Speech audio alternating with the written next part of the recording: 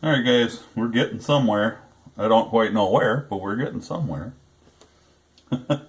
This is what everything started out looking like, and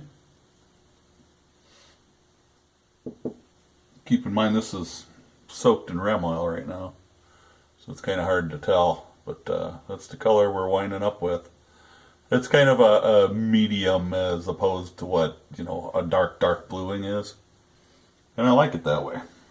Don't want it real dark. I just want it to, look better than the crap that was on it before. So I still have the side plate, the cylinder, and the frame to do. The crane. The smaller parts, I just have a little thing. I dump some of the perma blue in there, and I just drop the small parts in there because it's just easier that way. I'll hold this one for about a minute, rinse it, and I think this one's going to be about ready to go. So, when I get down to doing the side plate, I'll probably show you a little more. But for right now, that's where I'm going to leave it. I'll do the side plate next and show you what's kind of involved in it. Be right back. I'll shut my radio off. I like to have a little noise in the background. I got the crane soaked in oil. And the reason that you have to use the oil on it is because bluing is a kind of a rusting process for the metal. You can actually rust the metal, and if you catch it at the right point, you can clean off the rust, oil it up, and have a blued gun. Rust bluing is a process you'd have to look up. It's a much more difficult process than cold bluing, but it's also much more durable. So I'll tip you down here a bit. Maybe we'll try to, come on, zoom you in a little. So here's my side plate, and the first thing I'm going to do is get a couple of fresh Q-tips. And I'm just going to take the cleaner and degreaser on a Q-tip, and I'm going to wipe the whole thing down, get in the screw holes,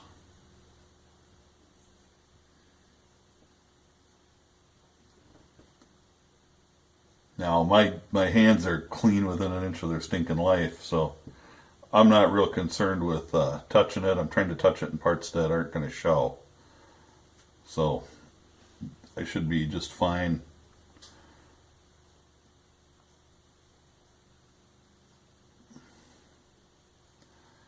Alright. And according to the directions, you give it a dunk. I just have a bucket of water here.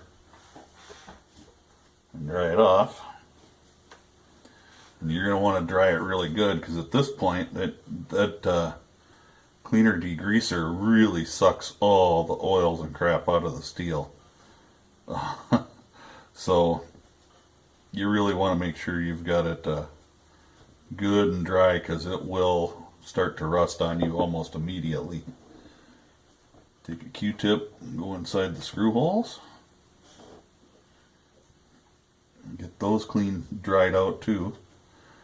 So it's all dried. I'm just going to try to hold it on the back side. Try to hold it so you can see it. And I got just a dauber that I'm going to dunk in my bluing solution here that I got in my little Tupperware doodad. And we're just going to start putting it on, and you can see how quick it starts taking effect. It's immediate. It's not even by any means, and there was some pitting and stuff on the side plate. I tried to get a lot of it out, but it just wouldn't come out. So I did the best I could on it. I'm going to get around all the edges, and I'm just going to let it sit now. The directions say to leave it sit for a minute. So I'm going to sit for a minute, and then you know, you can see that it's very uneven at this point. After a minute, I'm going to dunk it and dry it off good. See how it looks, and I'm probably, to get the color that I'm looking for, I've had to do the process, go through the whole process about 5 times. And that's just kind of the nature of the beast. So you can see what happened with the first coat, and while we're a little uneven, that's okay, because it'll get better. It'll be good. So I'll be back in a little bit and show you what I wind up with. Like I said, I'm just doing, aside from the cleaner and degreaser, I'm not going to do that again. I'm just going to continue to blue it, rinse it, and when you rinse it, take a piece of wet steel wool and kind of buff it, just lightly buff it, because there's kind of an oxidation coating on there that's it's almost powdery, and you want to get that off before you repeat the process. So I don't think the camera will pick it up, but that's just after a dunk. Take my steel wool and just kind of just buff it out. I'm not putting a lot of pressure on it or anything. I am just,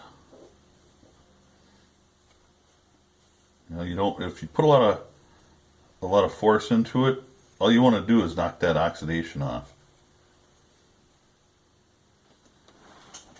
And that's all you want to do at this point. But you can see it's starting to blacken up. It's not as shiny as it was, and that is just the first coat. So I'm going to go ahead and repeat this a few times, and after I dry it off the last time, I'll show it to you. So I'll be back in a minute. Well, this is what it's looking like so far. That's about 5 coats, and that's where I'm going to leave it. It's pretty close to matching the color of the other parts over here that are done. I'm just going to spray it down with oil. Now the process, you know, you get it all soaking in some oil and let it sit overnight. A good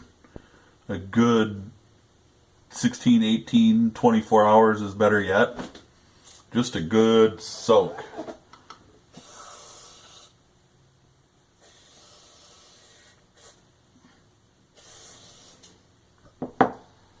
And what that's going to do is it's going to help the bluing to even out. So tomorrow morning, when I get up, it's going to look a lot different than it does now. So I'm going to leave you with that for now. I know there's a lot of little pieces and bits that are going back together, and that's what I'm trying to keep it as short as I can. I got the cylinder sitting here, and that's just about done too. So the next will be the frame. Oh yeah, I'm getting kind of excited now. It's always really cool to see when they, you know, the camera doesn't do this justice as to what the parts look like. So you'll see when it's all together, and there's going to be a little unevenness, and that's part of the cold bluing, because it just different. If the metal's just got a little slightly different carbon content, it kind of doesn't take the same. Whereas a hot blue or a salt blue, hot salt blue is going to take the color better, no matter what the steel is.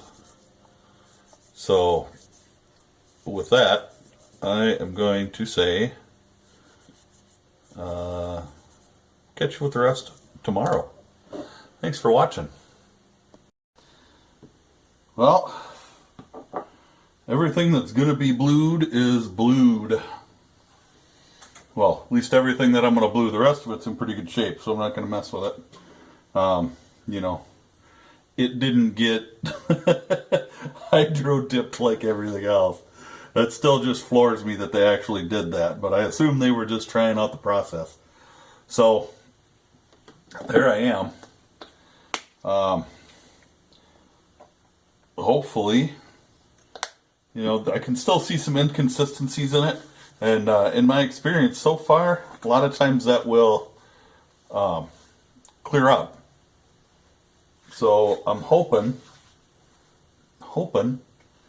that everything will even out. It looks like it's starting to even out already, but that's why you leave it sit overnight. So here to show you the grips. They've got their last coat on them, and they are looking great. So I'm really pleased with that. They're still kind of a little tacky, not too bad. So we'll let them finish doing their thing. And I gotta go let my dogs out. I don't know if I've ever really showed my dogs on video. So maybe when I go up there, I'll let you see the girls, as we call them. Since the kids have all moved away, our dogs are kind of our kids. So I'm going to leave it at that for the moment. I am going to post this, and I'll do a little short video, I hope, on the finished product. So once it's all back together, at this point there's nothing else I can do till tomorrow. Which means tomorrow I'll probably run down here, spray some more oil on it, and go to work. I work Friday. I'm off, so I will be putting it together Friday. Hopefully I'll get this thing to the range. I got some loads I want to try out. That just they're 38 special loads, and I think it'd be really appropriate to initiate this gun. I've got some standard loads. I'll try those first, and then we'll do a little range play and see what happens. So with all that being said, I want everybody to stay safe. God bless, and we'll catch you next time around. Thanks a ton for watching. I really appreciate all my subscribers. You know, I get back to comments as quick as I can, get back to PMs as quick as I can. So you know, hopefully everybody appreciates that as much as I appreciate it when I leave a comment on somebody's video. So hey, thank you so much. I believe I'm at 160 subs right now. I'm going to shoot for 200, and we're going to do another giveaway. So hey, let's see how it goes. It will, at that point, it will only be open to current subscribers and not new subscribers. Trying to get together some better prizes. Should be pretty cool. So stay safe, God bless, and we'll catch you in the next video, like I said before.